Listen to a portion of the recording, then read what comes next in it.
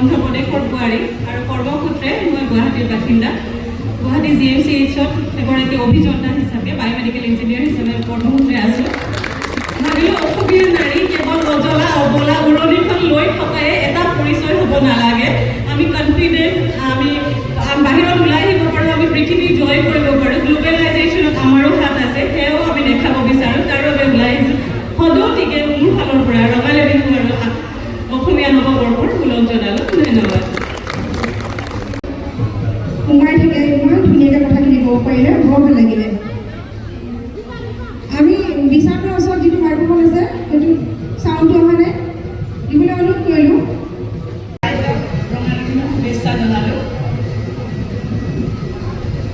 মোৰ নাম শ্ৰী কল্পনা মহন্ত আৰু মোৰ স্বামীৰ নাম শ্ৰী চিদানন্দ মহন্ত। মই যোৰহাটৰ বোৱাৰী, কাৰ্বি আংলঙৰ বোৱাৰী আৰু এতিয়া বৰ্তমান মই গুৱাহাটীৰ বাসিন্দা আৰু এগৰাকী মই সমাজকৰ্মী আৰু সাংস্কৃতিক কৰ্মী। এই মোৰ পৰিচয়।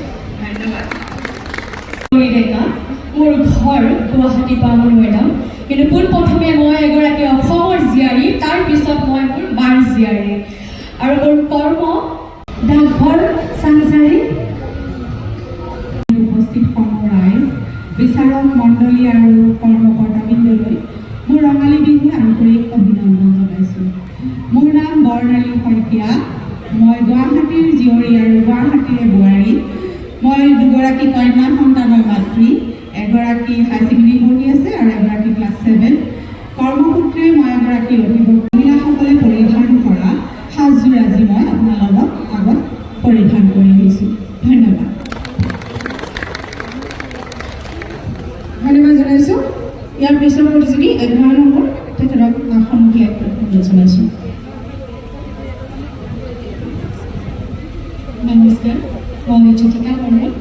সন্মানীয় বিচাৰকৰ লগতে উপস্থিত সকলোকে অসমীয়া ৰঙালী বিহুৰ লগতে অসমীয়া নৱবৰ্ষৰ আন্তৰিক ওলগ জনালোঁ। মই মোৰ মাটিৰ জীয়াৰী, জালুকবাৰীৰ বোৱাৰী। মই দুটা ল'ৰা ছোৱালীৰ মাতৃ আৰু মোৰ নাম শ্ৰী ভূমিকা বৰ্মন। মই নুনমাটিৰ ছোৱালী আৰু নুনমাটিৰে বোৱাৰী।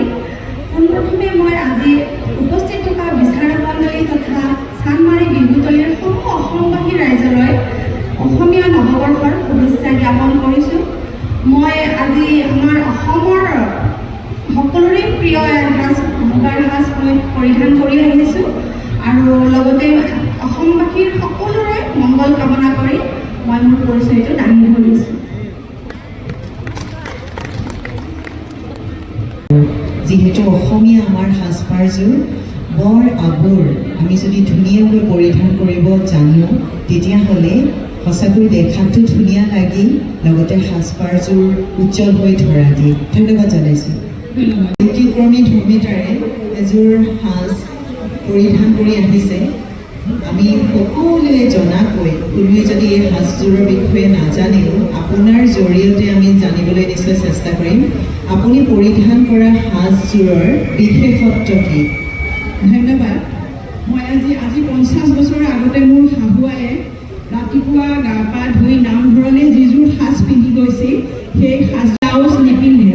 শৰণ লোৱা মানুহে 4 বস্ত্ৰ পৰিধান কৰিব লাগে আৰু সেই 4 বস্ত্ৰ পৰিধান কৰি নামঘৰত সোমাই ঘটিটোৰে নামঘৰ চফা কৰে, ঘটিৰ পানীৰে নামঘৰ চফা কৰে। চফা কৰি আহি সেৱা সৎকাৰ কৰি আহিহে ঘৰৰ পাকঘৰত পদাৰ্পণ কৰে। এই সাজযোৰ মই পৰিধান কৰি আহিছোঁ আজি।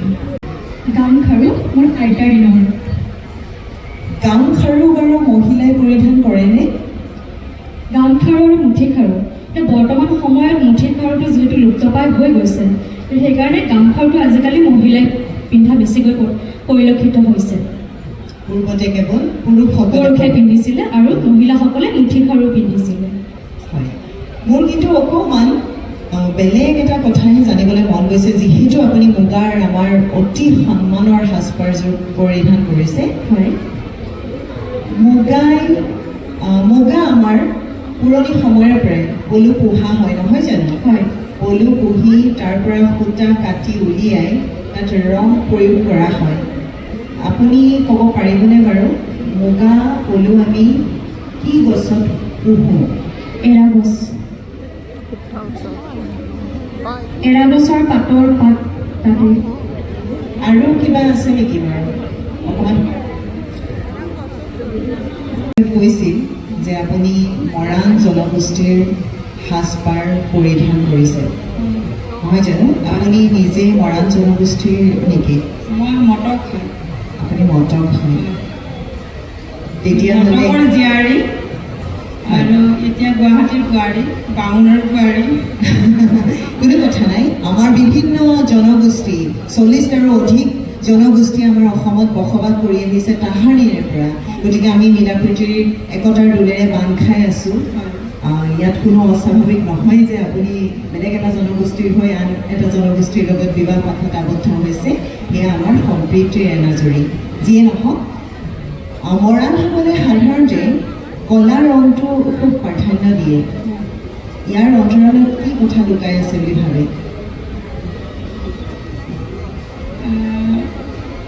আচলতে অতীজৰ পৰাই যিহেতু মানে যিকোনো ৰং পোৱা নগৈছিল সেইটো কাৰণে কাষ চাপিয়ে উত্তৰটো দিছে কলা ৰং সেই সময়ত কিহৰ পৰা প্ৰস্তুত কৰিছিল জানে নেকি অকণমান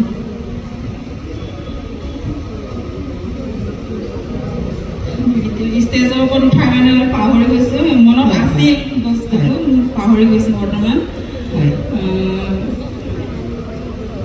কোনো কথা নাই এটা ভাল কথা ক'লে আপুনি আচলতে অসমৰ যি অঞ্চলত যিবিধ প্ৰকৃতিৰ বস্তুৰ পৰা উপাদানৰ পৰা ৰং প্ৰস্তুত কৰিব পাৰি সেই উপাদান য'ত যেনেকৈ ব্যাপকভাৱে আছিল সেইমতেই ৰংসমূহ গ্ৰহণ কৰা হৈছে আমি সৰুৰ পৰা তেনেকেই শুনিছোঁ আৰু মৰাণসকলৰ বিষয়ে হয় চ' ইমানখিনিয়ে মানে জানো আৰু হয় আপুনি মহৌষধ বুলি কয় এবিধ ফল আছে ফল বুলিও ক'ব পাৰি বা আমি মহুদি হিচাপেও গ্ৰহণ কৰোঁ আমি মূল আহাৰ গ্ৰহণ কৰাৰ পিছত কেতিয়াবা খাওঁ আপুনি ঘৰত গৈ ভাবিব বা এতিয়াও ভাবিব সেইবিধৰ পৰা কলা ৰংটো প্ৰস্তুত কৰিছিল আৰু বিভিন্ন ধৰণৰ জনগোষ্ঠীয়ে বেলেগ বেলেগ উপাদানৰ প্ৰকৃতিৰ পৰাই আহৰণ কৰা উপাদানৰ পৰা ৰং প্ৰস্তুত কৰিছিল ঠিক আছে ধন্যবাদ সকলে তাহানিতে মুগা পলু পুহিবলৈ সক্ষম নহৈছিল ঠিক আছে আমি এতিয়া উত্তৰটো নকওঁ আৰু মুগাৰ সাজ পৰিধান কৰা আছে আমাৰ প্ৰতিযোগী যি নহ'ব দেই এনেকুৱা কোনো কথা নাই যে এই মঞ্চত উঠি প্ৰতিযোগিতাত অৱতীৰ্ণ হৈ পুৰস্কাৰ বুটলিবই লাগিব বুলি কোনো কথা নাই এই যে ঘৰৰ পৰা সকলো কাম সমাপন কৰি আপোনালোকে আহি এই মঞ্চ পাইছেহি ৰাতিপুৱাৰ ভাগত সেয়াই আপোনালোকৰ বাবে প্ৰথম পুৰস্কাৰ হয়নে আমাৰ বাকী মহিলাসকলেও এই কথা নিশ্চয় উপলব্ধি কৰিছে তেওঁলোকেও আহি ৰাতিপুৱাই সাজি কাচি বহি আছেহি আপোনালোকক চাবৰ কাৰণে আমাৰ পুৰস্কাৰ সেয়াই আমিও এতিয়া পুৰস্কৃত হৈছোঁ যদিও প্ৰতিযোগিতাত অৱতীৰ্ণ হোৱা নাই গতিকে নিৰাশ হতাশ নহ'ব প্ৰশ্নৰ উত্তৰ দিব পাৰিব লাগিব বুলি কথা নাই কেতিয়াবা কিছুমান কথা পাহৰিও যোৱা যায় মঞ্চত পাহৰিও যোৱা যায় আৰু কেতিয়াবা কিছুমান কথা জানিলেও ক'ৰবাত সোমাই থাকে আৰু কাৰণ ইমান ব্যস্ততা আমাৰ নহয় জানো গোটেই ঘৰখন পৰিচালনা কৰাৰ দায়িত্ব মহিলাসকলৰ সেইকাৰণে এতিয়া অকণমান ভাল লাগিছে মনটো তেতিয়া আপুনি হাতত আপুনি বঁটা এটাও লৈ আছে বঁটাও ঠিক নহয় সফুৰা নহয় গতিকে আপুনি কি প্ৰকাশ কৰিব বিচাৰিছে আপোনাৰ সাজপাৰৰ জৰিয়তে ধন্যবাদ বাইদেউ জয় জয়তে আপোনালোকক মই ৰঙালী বিহুৰ শুভেচ্ছা জনাইছোঁ আজি মোৰ এই সাজযোৰ মোৰ ক'বলৈ গ'লে মই আজি যিহেতু তাঁতৰ বিহু সেয়েহে মই নিজে তাঁতশালত বোৱা এযোৰ নিজাকৈ বোৱা ফুল বচা এযোৰ মই কাপোৰ পিন্ধিছোঁ এইটো আমাৰ অসমীয়া শিপিনীৰ অভিমান আমি নিজে বোৱা কাপোৰ যেতিয়া নিজে পিন্ধি আপোনালোকৰ ওচৰত উপস্থাপন কৰোঁ তেতিয়াহ'লে আমাৰ ভাল লাগে আৰু আপোনালোকক দেখুৱাই ভাল লাগে মই এখন চাংচাৰী গাঁৱৰ পৰা আহিছোঁ বহুত দূৰৰ পৰা এই বুলি আহিছোঁ যে আমি গাঁৱলীয়া বুলি বহুতে কয় যদিও গাঁৱত থাকি এইবোৰ পৰিৱেশ দেখিবৰ কাৰণে বহুত মহিলাই নাপায় গতিকে মই ভাবিছোঁ যে নিজে বৈ এযোৰ কাপোৰ সাজপাৰ পিন্ধি মই নিজে উপস্থাপন কৰি আপোনালোকৰ ওচৰত দেখাব বিচাৰিছোঁ আৰু মোৰ আনকি ব্লাউজটো মই নিজে বোৱা তাৰপিছত মই এখন ৰিহা পৰিধান কৰিছোঁ ৰিহাখন মোৰ নিজে বোৱা 6 হাতৰ 6 হাতী হেৰি তিনি ফুট থাকে ৰিহাখন আৰু কাপোৰযোৰ মাষ্টাৰে বোৱা গছা ফুল বচা 8টা পাকৰ গছা ফুল বচা গতিকে মই আজি ইয়াত আহি নিজে গৌৰৱ অনুভৱ কৰিছোঁ যে মই নিজে বোৱা এযোৰ কাপোৰ পিন্ধি আপোনালোকৰ ওচৰত উপস্থিত হৈছোঁ লগতে মই এইটো ক'ব বিচাৰিছোঁ যে এই আমাৰ আধুনিক যুগত যান্ত্ৰিক যুগত যিটো আমাৰ এই অসমীয়া শিপিনীৰ যিটো স্বাভিমান লাহে লাহে আমাৰ এই যান্ত্ৰিক যুগে নাইকিয়া কৰিব ধৰিছে সেয়েহে সেইটো বুলি নাভাবি আমি আমাৰ নিজে কষ্টেৰে বোৱা কাপোৰযোৰ যদি আমি নিজে পৰিধান কৰিব পাৰোঁ তাতকৈ গৌৰৱৰ বিষয় মোৰ বিধেৰে একো হ'ব নোৱাৰে কথাই সুধোঁ নহয় জানো আমি যেতিয়া আমাৰ ৰাজখনে মূল নহয় জানো আপুনি কি হাল বায় তাঁতশাল হাতেৰে বোৱা নহয় টানাশাল হয় হয় মাকুৰে যি বয় সেয়া হৈছে নহয় তাত তেতিয়াহ'লে ৰাজখন থাকিবই আপোনালোকৰ ফালে কি বুলি কয় মই নাজানো আমি ৰাস বুলি কয় ৰাস বুলি কয় হয় আমি সেই ৰাস বা ৰাসৰ মাজেৰে যিবোৰ ফণীৰ দৰে থাকে কাঠিবোৰ তাৰ মাজেৰে আমি সূতাবোৰ টানি আনো নহয় টানি আনি আমি বিশেষ পদ্ধতিৰে আমাৰ তাঁতশালখন বিভিন্ন সা সঁজুলিৰে প্ৰস্তুত কৰা হয় এটা বিশেষ সঁজুলিৰে সেই সূতাসমূহ সিফালৰ পৰা এইফাললৈ ৰাজখনৰ মাজেৰে টানি অনা হয় কি বুলি কয় সেই বিশেষ সঁজুলিটো সেইটো আমি এনে কটা বুলি কওঁ বাইদেউ বাকী সম্পূৰ্ণ আমি গাঁৱলীয়া ভাষাত কটা বুলিয়ে মাতোঁ হয় আচলতে অঞ্চলভেদে নামবোৰ বেলেগ বেলেগ হয় আমাৰ জনগোষ্ঠীসকলেও বেলেগ বেলেগ নামেৰে নামাকৰণ কৰে কোনো কথা নাই আৰু এটা ব তোলা বুলি কয় তাতে সূতাবোৰ ব তুলি লয় ৰাছৰ লগত নাচনীৰ লগত সংগতি থাকে মই অৱশ্যে উজনিৰ কাৰণে মই উজনিৰ নামবোৰ বেছিকৈ জানো বাকী সকলো নাম মই নাজানো অঞ্চলভেদে বেলেগ বেলেগ ভাষাত যিহেতু জনা যায় সিমানখিনি মনত ৰাখিব পৰা নাই সম্ভৱো নহয় সেই যে ব তোলা এটা বিশেষ সঁজুলি থাকে কি বুলি কয় তাক বোৱা চুঙা বাইদেউ হয় আমাৰ ফালে ব ঠিক আছে ধন্যবাদ জনগোষ্ঠীৰ সাজযোৰ পৰিধান কৰিছে হয় আপুনি গোটেই নামকেইটা ক'ব পাৰিবনে মই এফালৰ পৰা কৈ গৈছোঁ যিখিনি পাৰিছোঁ আৰু আপুনি পৰিচয়ত কৈছিল যে তিৱা জনগোষ্ঠীৰ সাজ পৰিধান কৰিছে হয় মই কিন্তু বেলেগ কিবা কথাতে সুধিবলৈ বিচাৰিছোঁ হয় কাছম আৰু ফাস্কাই কোন জনগোষ্ঠীৰ সাজপাৰ কাছম বাইদেউ যিখন এতিয়া আজি মই পৰিধান কৰি আহিছোঁ সেয়া আপুনি দুইটা নাম যি কৈছে তিৱা জনগোষ্ঠীৰে হয় কাছম হৈছে যিখন আমাৰ ফালা মেখেলা চুটি সেইখনক আমি কাছম বুলি কওঁ আৰু যেতিয়া আমি কাছম পৰিধান কৰোঁ তেতিয়া এই ফাস্কাইখন আমি সু বাহুৰ তলেৰে এইফালে পিন্ধোঁ আৰু যিখন মই আজি মহিলা হিচাপে পৰিধান কৰি আহিছোঁ এইখনক জস্কাই বুলি কয় এইখন হৈছে দীঘল এইখন সোঁ হাতৰ বাওঁফালৰ বাহুৰ পৰা পিন্ধিব লাগে বাবে আমি যিখন ফাস্কাই আছে সেইখন উল্টা চাইডে পিন্ধিব লাগে গতিকে এইটো পিন্ধাৰ এটা মানে নিয়ম আৰু এইদৰে পিন্ধে আৰু মাজত পিন্ধিছোঁ মই এইখনক নাৰা বুলি কয় যিখন নেকি ফাস্কাই আৰু জস্কাইৰ মাজত আমি কঁকালত মাৰি পিন্ধোঁ আৰু ইয়াত কঁঠালকেও দহি থাকে আৰু সন্মুখতো দহি থলুৱা দহি আৰু কাণত জাপি পিন্ধিছোঁ ধন্যবাদ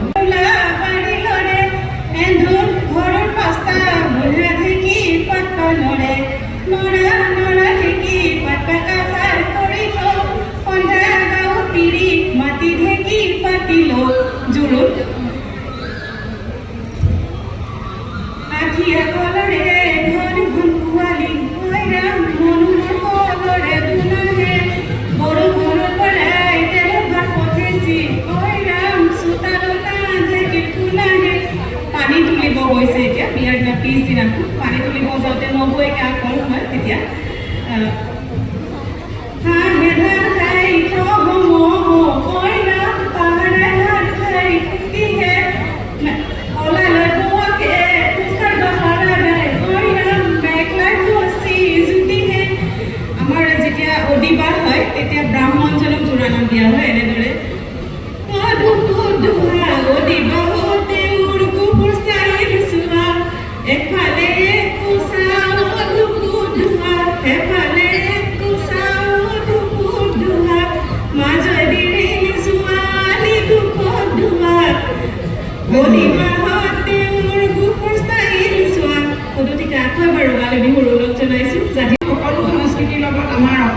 যিখিনি সাংস্কৃতিক আছে কম বেছি পৰিমাণে জড়িত হৈ আছোঁ। ভাওনা কৰি ভাল পাওঁ, নাটক কৰি ভাল পাওঁ। আজি যদিও মই এগৰাকী নামঘৰলৈ যোৱা বোৱাৰী হৈ আহিছোঁ, তথাপিও আমাৰ ভাওনা সংস্কৃতিটো আমাৰ অসমীয়াৰ হয়। তাৰে এটা খুহুতীয়া বচন নাকি আপোনালোকৰ আগত শুনাবলৈ ওলাইছোঁ। এতিয়াৰ পৰা ধৰক 30 বছৰমানৰ আগত গাঁৱৰ ভাওনাবোৰ কেনেকুৱা আছিলে। এতিয়া মানে কি হয়, ভাওনা হ'লে বৰসবাহত 7খনমান ভাওনা একেলগে পাতে, ডেকা ল'ৰা ছোৱালী বহি থাকে, চানাচুৰ মানে বুট ভজাবোৰ ল'ৰাবোৰে লৈ পেলাই ছোৱালীবোৰলৈ এনেকৈ দলিয়াই দিয়ে আৰু বুট ভজা খুব খাই থাকে। এজন ল'ৰাই কি কৰিছে, মানে নতুনকৈ বিয়া পাতিছে আৰু তেওঁ ভাওনাত পাৰ্ট লৈছে আৰু বচন গাব, কিন্তু শেষত তেওঁৰ বচনটো আছে শেষৰ ফালে। নতুনকৈ বিয়া পাতি অনা বোৱাৰীজনী টোপনি ধৰিছে, মানুহজন নোলায়হে নোলায়, কি কৰিব। তাৰপাছতে তেওঁ আচতেকে নিজৰ ভনীয়েকৰ গাতে দি টোপনি গ'ল।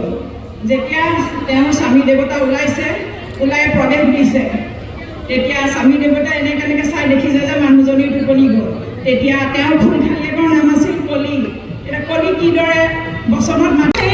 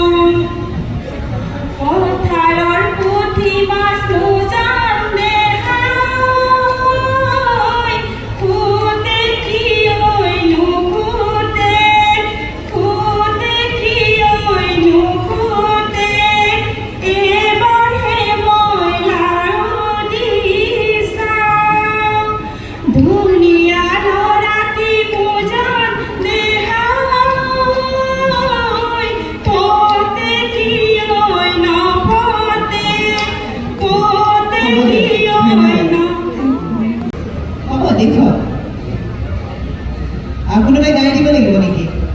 শইকীয়া তেখেতক আগলৈ আহ্বান কৰোঁ। তেখেতক লগত ৬,০০০ টকা, এটা ট্ৰফি আৰু এখন প্ৰমাণপত্ৰ দিবলৈ মই আমাৰ সদস্যসকলক অনুৰোধ জনাইছোঁ। দ্বিতীয় পুৰস্কাৰ দ্বিতীয় প্ৰতিযোগিতা অৰ্পণ কৰিম।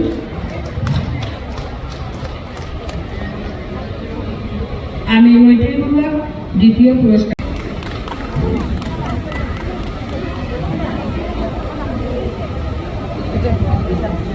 আমি দাদা মৈত্ৰীমূলক দিবলৈ অনুৰোধ জনাইছোঁ।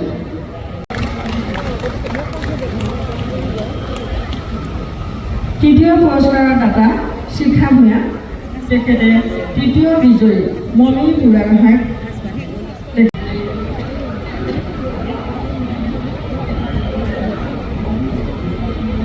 চতুৰ্থ পুৰস্কাৰ দি আমি আমাৰ মাননীয় উপদেষ্টা উৎপল ৰাজখোৱাদেৱে আমাৰ বিহু সন্মিলনৰ এগৰাকী বয়োজ্যেষ্ঠ সদস্য উৎপল ৰাজখোৱাদেৱে আমাক এই পুৰস্কাৰটি আগবঢ়াইছে।